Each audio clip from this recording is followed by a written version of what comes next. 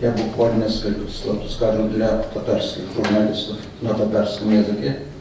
Пусть думают, что у нас в Татарстане на самом деле два государственных языка. Но вы не беспокойтесь, я крамольного ничего не скажу. Дорогие друзья, қадірлі иптешлер, біздің Қырымға баруымыз керек еді, бик керек еді.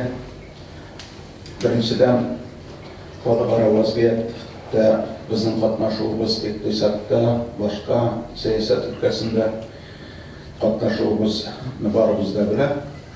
Ләкин бұл ситуацияда біздің қатнашуымыз Татарстаннан абруен һичшиксез күтәрер дип исәпләйм. Икенчедән, безнең баруыбыз әлбәттә безнең Кырымда яшәүче кардәшләребез, Кырым татарларының хәлен белеп кайту өчен кирәк иде.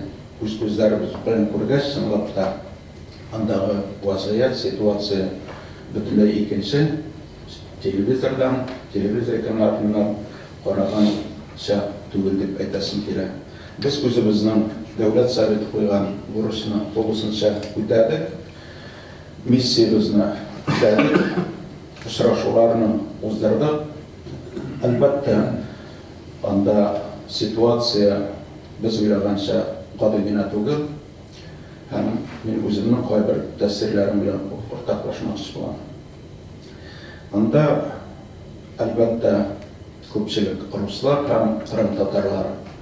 Минем үземә ни өчендер анда Украина булса да, украиналык бөтенләй диярлек күренмәде. Анда фақат руслар һәм Кырым татарлары проблемалары гына бар. Һәм кискен проблемалар нәкъ кына ике халык арасында.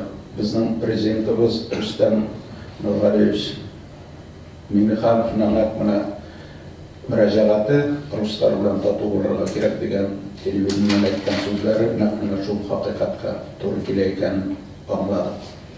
Әлбәттә, анда тыныч түгел.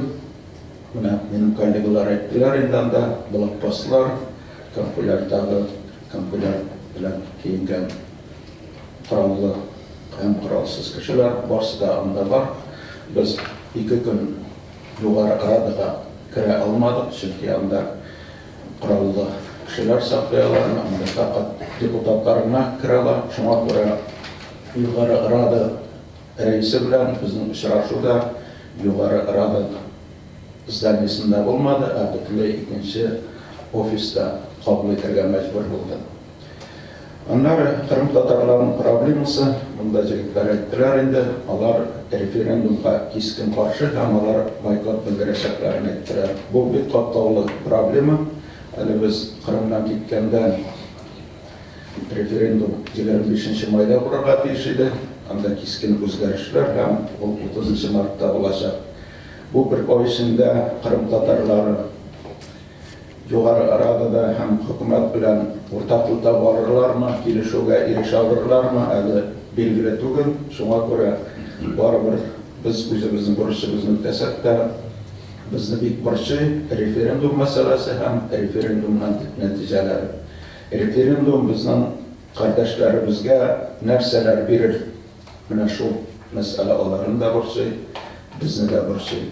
Шуңа күрә инде кызганычка каршы ситуация бик тиз үзгәрә. Мин хәтта уйлап та куям, әгәр безнең очрашуларыбыз бүген булган булса, иртәгә булган булса, аның нәтиҗәләре ничегрәк булыр иде икән. Менә шуңа күрә инде безнең баруыбызның нәтиҗәсе булыр дигән өмиддә калабыз. Рәхмәт.